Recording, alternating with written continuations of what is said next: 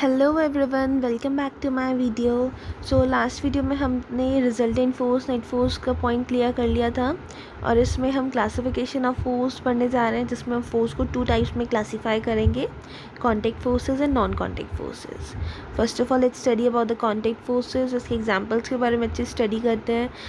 सबसे पहली चीज़ वो हमें कॉन्टैक्ट फोर्सेस के बारे में बताता है कि जब भी हमें कॉइल्ड स्प्रिंग क्या होता है, जिसका एक एंड जो होता है ना वो वॉल से फिक्स्ड होता है, उसको खींचते हैं ना, तो हम एक एफ़र्ट अप्लाई कर रहे हैं उस स्प्रिंग पर, जिससे वो स्प्रिंग खिंच रहा है। तो ये एक एग्जांपल है कॉन्टैक्ट फोर्स का, जिससे मतलब ये दिखा रहे कि आप स्प्रिंग के साथ कॉन्टैक्ट में हो। देखो आपको ये इमेज दिख रही होगी कि इसमें ये वॉल है और इसके साथ स्प्रिंग अटैच्ड है और वो पर्सन उसको खींचने की कोशिश कर रहा है। He is trying to pull that. In this image you could see this. Okay. जब हम एक फुटबॉल को किक करते हैं या फिर एक कार्ट मतलब एक बुग्गी को धक्का देते हैं, तो उसमें क्या होता है, कॉन्टैक्ट फोर्स अप्लाई की जाती है। कौन सी फोर्स अप्लाई की जाती है? Contact force. कॉन्टैक्ट फोर्सेस वो फोर्स होती है जो सिर्फ तब एक्ट करती है जब एक ऑब्जेक्ट जब ऑब्जेक्ट्स एक दूसरे के साथ फिजिकल कॉन्टैक्ट में, मतलब वो टच में आ रहे हो और उससे वो क्या करें, चेंज लाएं। कुछ इंपॉर्टेंट कॉन्टैक्ट फोर्सेस होती हैं, muscular force, mechanical force and frictional force. तो चलिए इन सब कॉन्टैक्ट फोर्सेस के बारे में पढ़ते हैं। Number 1 is muscular force. Muscular force क्या होती है कि हम एक बकेट उठा सकते हैं अपने हैंड से, फुटबॉल किक कर सकते हैं, बाईसाइकिल के पेडल मार सकते हैं। इन सभी एग्जांपल्स में हमें एक ऑब्जेक्ट पे फोर्स अप्लाई करनी होती है। सिंपल है ना। तो जब भी इन सभी एग्जांपल्स में to apply a force on an object, हमारी बॉडी मीन्स हमारे हैंड्स और हमारे लेग्स कांटेक्ट में आते हैं उस ऑब्जेक्ट के साथ। तो ये फोर्स आती कहाँ से है? ये फोर्स जो होती है ना, this force is caused by the action of muscles in our body. हमारी बॉडी की जो मसल्स है ना, ये वो एक्शन करती है। वो फोर्स जो रिजल्ट करती है due to the action of muscles, वो फोर्स जो कि मसल्स के थ्रू वर्क करती है, उसे कहा जाता है मस्कुलर फोर्स। इसीलिए हमारी body, since our body is in contact with the object, muscular force is a contact force. क्योंकि हमारी बॉडी जो होती है ऑब्जेक्ट के साथ कॉन्टेक्ट में होती है, इसीलिए मस्कुलर फोर्स जो होती है वो कॉन्टेक्ट फोर्स होती है। We use muscular force during walking, running, pushing, pulling and lifting certain objects. हम मस्कुलर फोर्स का यूज़ किस लिए करते हैं? चलने के लिए, भागने के लिए, पुश करना, पुल करना या फिर कुछ उठाने के लिए। एनिमल्स जैसे कि एलिफेंट्स और बुलक्स बहुत सारे टास्क परफॉर्म करते हैं, जैसे कि बहुत सारा लोड उनके द्वारा उठाया जाता है। जैसे आप इसमें देख रहे हो कि ऑक्सन प्लो आर फील्ड्स और एलिफेंट कैरीज लोड। तो उसमें क्या होता है, वो किसकी हेल्प से करते हैं ये सब कुछ? मस्कुलर फोर्स की वजह से। एनिमल्स भी तो मस्कुलर फोर्स यूज़ कर रहे हैं, अपनी बॉडी से कर रहे हैं ना ये सारा काम, तो उनकी बॉडी उस चीज़ कंटेक्ट में आ रही है, तो मतलब वो मस्कुलर फोर्स है। Now second is mechanical force. वो फोर्स जो कि एक मशीन के द्वारा लगाई जाती है कुछ काम करने के लिए, उसे मैकेनिकल फोर्स कहते हैं। कोई भी मशीन अपने आप फोर्स प्रोड्यूस नहीं कर सकती, उसको कुछ टाइप की एनर्जी चाहिए होती है। जैसे कि एक कार तभी चलती है जब उसके व्हील्स चलते हैं। फोर्स जो कि कार का इंजन लगाता है उसके व्हील्स चलाने के लिए, वो मैकेनिकल फोर्स है। कार के इंजन को क्या चाहिए होता है? फ्यूल, मतलब पेट्रोल, मैकेनिकल फोर्स जनरेट करने के लिए। Sail boats use the energy of wind. अब बोट सेल करने के लिए हमें किसकी एनर्जी चाहिए होती है? विंड की। जैसे मैकेनिकल फोर्स अप्लाई हो जो कि बोट को तैरा सके, उसमें बोट के विंग्स उसमें चला सके। विंड मिल जो होती है वो विंड की एनर्जी यूज़ करती है, किस लिए? मैकेनिकल फोर्स प्रोड्यूस करने के लिए, जो कि विंड मिल के ब्लेड्स को रोटेट्स करती है हवा से, और फिर इलेक्ट्रिक जनरेटर्स की हेल्प से वो इलेक्ट्रिसिटी प्रोड्यूस कर देती है। फ्रिक्शनल फोर्स को फोर्स ऑफ फ्रिक्शन भी कहा जाता है। A ball rolling along the ground gradually slows down. Ball rolling क्या होती है? देखो, बॉल जो रोल कर रही होती है ग्राउंड में, वो धीरे धीरे स्लोज हो जाएगी और फिर वो धीरे धीरे रुक जाएगी। You find no visible force appears to be acting on the ball. आपको दिखेगा कि किसी ने भी उस बॉल पे फोर्स नहीं लगाई है, फिर भी वो अपने आप रुक गई। Yet its speed gradually decreases, जबकि उसकी स्पीड धीरे धीरे अपने आप कम होती गई और फाइनली वो रेस्ट पे आ गई कुछ टाइम बाद।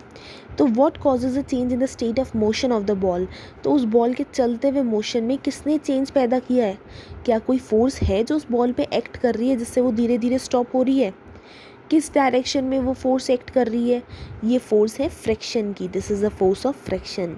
फोर्स ऑफ फ्रिक्शन एक सरफेस, बॉल के सरफेस और ग्राउंड के बीच में एक्ट करती है, जो कि एक बॉल के मोशन को अपोज करता है। जिससे अपोज करता है मीन्स उसको अपोजिट मतलब रोक देता है। चलती हुई है तो अपोजिट क्या होगा, उसका रोकना, और फिर बॉल को वो रेस्ट पे ले आता है। वो फोर्स जो कि दो सरफेसेस के बीच में मतलब दो सरफेसेस के साथ एक्ट करती है जो कि कांटेक्ट में होते हैं, और जो एक ऑब्जेक्ट का मोशन दूसरे के ऊपर अपोज कर देती है, उसको कहा जाता है फोर्स ऑफ फ्रिक्शन। मैंने आपको याद है बताया था कि मैं आपको फ्रिक्शन के बारे में बाद में बताऊंगी, तो now I have told you that frictional force हमेशा अपोज करती है मूविंग ऑब्जेक्ट का मोशन। फोर्स ऑफ फ्रिक्शन किस वजह से होती है? सरफेस के रफनेस की वजह से। जो objects of the objects in contact, जो ऑब्जेक्ट उसके कांटेक्ट में होता है उसकी जो सरफेस अगर रफ़ होता है तो इस वजह से हमारी फ्रिक्शन फोर्स होती है। जितना ज़्यादा रफनेस होगी सरफेस में कांटेक्ट में, उतनी ज़्यादा फोर्स ऑफ फ्रिक्शन होगी। ज़्यादा रफ़ सरफेस होगा तो बॉल जल्दी रुक जाएगी, कम सरफेस रफ़ होगा तो बॉल देर तक रुकेगी। Now our content of contact forces बिल्कुल कंप्लीट हो गया है, तो अब हम नॉन कॉन्टेक्ट फोर्सेस पढ़ेंगे।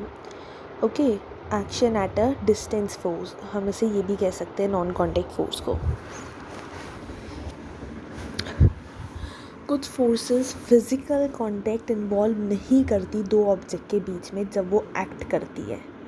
वो कैसे एक्ट करती है? उनके बीच की जो स्पेस होती है ना, वो उससे एक्ट करती है। इन फोर्सेस को कहा जाता है नॉन कॉन्टैक्ट फोर्सेस।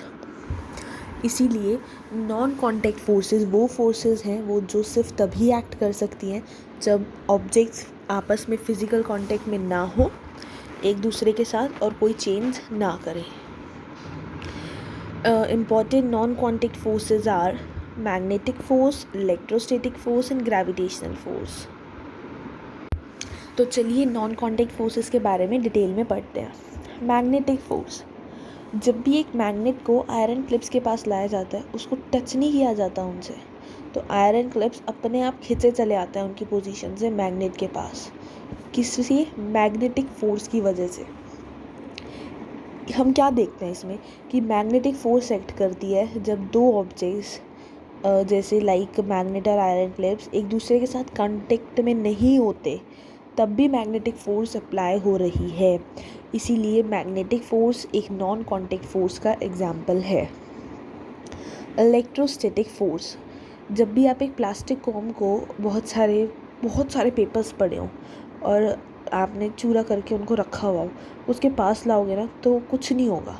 लेकिन जब उस कॉम को आप बहुत बार अपने सूखे बालों में फेरोगे, तेल वाले बालों में नहीं, सूखे बालों में, और फिर उनको कागज़ों के पास रहोगे, तो वो जो पेपर है वो कॉम के द्वारा अट्रैक्ट हो जाएंगे।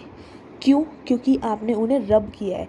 तो जो कॉम है, आपने उस कॉम को रब किया अपने हेड पे, तो कॉम चार्ज्ड हो गया। Since the charge is produce due to rubbing of comb, कैसे चार्ज प्रोड्यूस हुआ? कॉम को रब करने से, और वो वहाँ पर रहता है बिना किसी मूवमेंट के, इसलिए उसको कहा जाता है इलेक्ट्रोस्टैटिक चार्ज। वो फोर्स जो कि एक चार्ज ऑब्जेक्ट के द्वारा एक दूसरे चार्ज या फिर अनचार्ज ऑब्जेक्ट पे अप्लाई की जाती, मतलब दूसरे एक फोर्स जो कि एक चार्ज ऑब्जेक्ट दूसरे चार्ज या अनचार्ज ऑब्जेक्ट पे एक्सर्ट करता है, उसे इलेक्ट्रोस्टैटिक फोर्स कहते हैं। आपने ऑब्जर्व किया होगा कि कॉम्ब और पेपर पीसेस एक दूसरे के साथ नहीं थे, वो एक दूसरे के साथ कांटेक्ट में नहीं थे, लेकिन फिर भी इलेक्ट्रोस्टैटिक फोर्स वहाँ पर प्रेजेंट थी। इसीलिए इलेक्ट्रोस्टैटिक फोर्स दूसरा एग्जाम्पल है नॉन कांटेक्ट फोर्स का। Third example is gravitational force. Her object इस यूनिवर्स में हर चीज़ को और अट्रैक्ट करता है एक सर्टेन फोर्स के साथ, और वो फोर्स जिसमें दो ऑब्जेक्ट एक दूसरे को अट्रैक्ट करते हैं उसे कहा जाता है force of gravitation. Force of gravitation तब एक्ट करती है जब दो ऑब्जेक्ट एक दूसरे के साथ बिल्कुल भी बाय द मीन्स कनेक्टेड ना हो। ग्रेविटेशनल फोर्स हर जगह एग्जिस्ट करती है यूनिवर्स में, जैसे कि a force exist between your pen and the book, आपके पेन और बुक के बीच में, आपके बुक और टेबल के बीच में, आपके और ट्री के बीच में। ये this force is force of gravitation. वो मैग्नीट्यूड होता है फोर्स का जो डिपेंड करता है upon the masses of two objects and the distance between them, उनके बीच के रास्ते में। जैसे कि अब एक बॉल लिया आपने और आसमान की तरफ उछाली, तो वो वापस नीचे आएगी ना, कैसे? क्योंकि अर्थ ने उससे ग्रेविटेशनल फोर्स यूज़ करी उसमें और उसको वापस अपनी तरफ खींच लिया। The masses of the objects are small. अगर आपके ऑब्जेक्ट्स जो हैं बहुत मास उनका स्मॉल है, तो ग्रेविटेशन फोर्स उनके बीच में भी स्मॉल होगी और उसको इजीली आप डिटेक्ट नहीं कर सकते। For an instant, if you are on the moon surface, अगर आप समझ लो कि आप मून सरफेस पे हो, तो वहाँ पे फोर्स ऑफ ग्रेविटेशन आपके और मून के बीच में बहुत कम होगी जितनी आपकी अर्थ पे थी, क्योंकि जो मून का मास है वो बहुत कम है जितना अर्थ का था। इट हैज़ बीन फाउंड, ये पाया गया है कि मून की ग्रेविटी 1/6 होती है ओनली अर्थ की ग्रेविटी से। जब भी हम कोई ऑब्जेक्ट ऊपर थ्रो करते हैं, जैसे मैंने आपको बताया बॉल थ्रो करोगे वापस नीचे ही आ जाएगी ना, क्योंकि वो बॉल मोशन में है और वो इसलिए नीचे आएगी क्योंकि उसमें एक फोर्स एक्ट कर रही है, और वो फोर्स जो कि उसके और अर्थ के बीच में अट्रैक्शन है, अर्थ उसको अट्रैक्ट कर रही है, इसे ही कहा जाता है force of gravity. This is only known as the force of gravity. दूसरे वर्ड्स में कह सकते हैं ऑब्जेक्ट्स या things fall towards the earth because the earth attracts them या पुल्स देम। वही मैंने आपको बताया है कि ऑब्जेक्ट्स या चीज़ें अर्थ की तरफ इसलिए आ जाती हैं क्योंकि अर्थ उसको अट्रैक्ट करती है, अपनी तरफ खींच लेती है। फोर्स ऑफ अट्रैक्शन जो कि अर्थ के द्वारा एक्सर्ट की जाती है किसी ऑब्जेक्ट पे, उसे फोर्स ऑफ ग्रेविटी कहा जाता है या सिर्फ ग्रेविटी कहा जाता है। Now our next topic is pressure. The effect of the applied force depends on following two factors. किसी भी फोर्स का अफेक्ट दो फैक्टर्स पे डिपेंड करता है। मैग्नीट्यूड ऑफ फोर्स, कितने magnitude of force applied, the greater the force the greater is it effects. जितनी ज़्यादा फोर्स अप्लाई करोगे उतना ज़्यादा उसका अफेक्ट होगा। The area over which the force is applied, वो एरिया जहाँ पर आपने फोर्स अप्लाई की है। The smaller the area of the contact the greater is the affect. जितना छोटा आपका एरिया होगा उतना ज़्यादा आपका अफेक्ट होगा। आपको अगर मेज़र करना है अपनी फोर्स का अफेक्ट, तो हमें we need a quantity that takes into account both magnitude of force and area of contact. जैसे कि फिजिकल क्वांटिटी जो मेज़र करती है फोर्स का अफेक्ट पर यूनिट एरिया, उसको कहा जाता है प्रेशर। वो फिजिकल क्वांटिटी जो कि फोर्स का affect per unit area measure करती है उसको प्रेशर कहा जाता है। जब एक फोर्स एक ऑब्जेक्ट पे एक्ट करती है तो प्रेशर प्रोड्यूस होता है। जब आप अपना थंब एक वुड के पीस पर रखते हो और उसको प्रेस करते हो, तो जो थंब है वो वुड के अंदर नहीं चला जाता। But when you push drawing pen into the wood, आप एक पिन को अगर वुड में पुश करोगे तो उसी सेम फोर्स से अपने थंब के साथ ही, तो ड्राइंग पिन जो होगा ना वो वुड के अंदर चला जाएगा। Although the force applied on the wood is almost the same in both the cases. वो फोर्स जो आप अप्लाई कर रहे हो वुड पे वो दोनों केस में सेम है। थंब अप्लाई कर रहे हो तो भी सेम है, पिन अप्लाई कर रहे हो तो भी सेम है। तो जो ड्राइंग पिन है उसमें थोड़ा छोटा एरिया होता है कॉन्टेक्ट का आपके थंब से। आपके ड्राइंग पिन में देखो कितना छोटा सा, आप सेफ्टी पिन ले लो उसमें कितना छोटा सा एरिया होगा ना कॉन्टेक्ट का। वन पिन एक बहुत छोटा सा, देखो आपको इस इमेज में दिख रहा होगा। Let me show you. In this image you could see that, है ना, कि जितना ज़्यादा एरिया ऑफ कॉन्टेक्ट बड़ा होगा तो प्रेशर कम होगा, और जितना ज़्यादा कॉन्टेक्ट उसका छोटा होगा उतना ज़्यादा स्मॉलर होगा, उतना ज़्यादा प्रेशर ज़्यादा होगा। तो इसका मतलब ये है कि ड्राइंग पिन के केस में जो एरिया है वो बहुत छोटा है, इसीलिए उसका वुड अफेक्ट भी ज़्यादा पड़ा, वो वुड के अंदर चला जाता है। This is because of a physical quantity. ये किस वजह से? फिजिकल क्वांटिटी वजह से, जिसे कहा जाता है प्रेशर। जो ड्राइंग पेन होता है वो वुड में चला जाता है due to the sharp tip, उसकी नुकीली नोक की वजह से।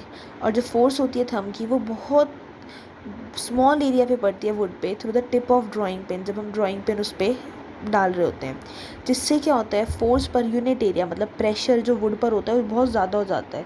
दस the effect of force depends on the area of object on which it acts.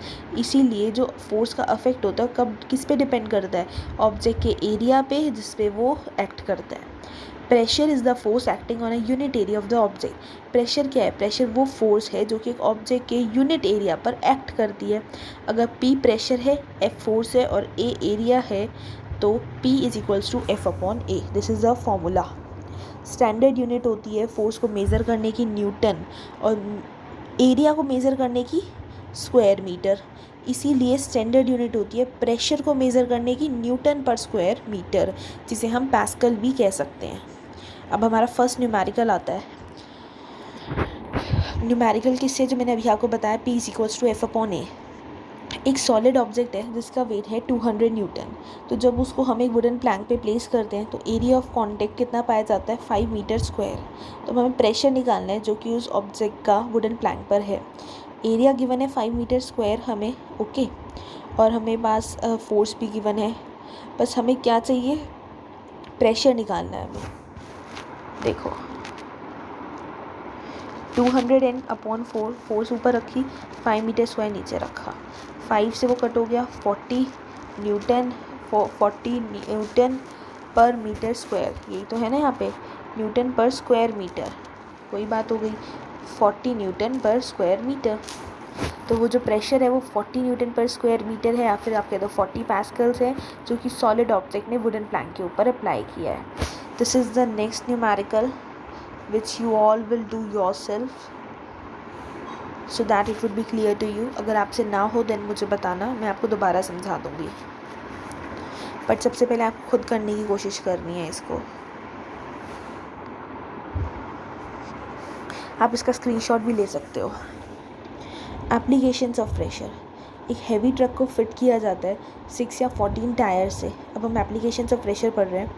एक हैवी ट्रक को फिट किया जाता है 6 या 14 टायर से, और ये टायर्स क्या करते हैं? एरिया ऑफ कॉन्टैक्ट इंक्रीज़ कर देते हैं, जिससे जिस पे उसका वेट आता है, और इसीलिए वो प्रेशर रिड्यूस कर देते हैं ग्राउंड पे, इसलिए उसका ट्रक का प्रेशर ज़्यादा नहीं होता ग्राउंड पे। जो स्कायर्स होते हैं ना, वो लॉन्ग फ्लैट स्केस यूज़ करते हैं स्नो के ऊपर स्लाइड करने के लिए। स्कायर्स क्या होते हैं? जो स्नो पे स्लाइड करते हैं, स्लाइडर्स कह दो।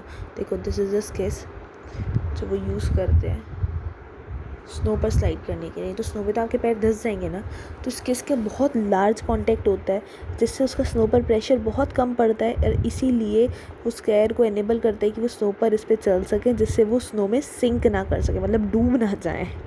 तो जो कटिंग एज होता है नाइफ्स का, ब्लेड्स का, एक्सेस एक्सेट्रा का, शार्प होता है, जिससे जो एरिया होता है ना कॉन्टैक्ट का, वो बहुत कम होता है, और pressure exerted by them increases, और उनका प्रेशर बहुत ज़्यादा होता है। इसलिए this large pressure helps to cut the objects easily. इस लार्ज प्रेशर की वजह से ही हम ऑब्जेक्ट्स को ईजीली कट कर पाते हैं। Fourth is foundations of high rise buildings are kept wide. जो भी फाउंडेशन होगी ना कोई बड़ी सी बिल्डिंग की, उसको बहुत बड़ा चौड़ा रखा जाता है, जिससे जो वो है वो बहुत कम प्रेशर एक्सर्ट करे ग्राउंड पे, और वो गिर ना जाए। जब भी कोई हाई प्रेशर हो बिल्डिंग का पड़े तो डूब ना जाए, मतलब टूट ना जाए।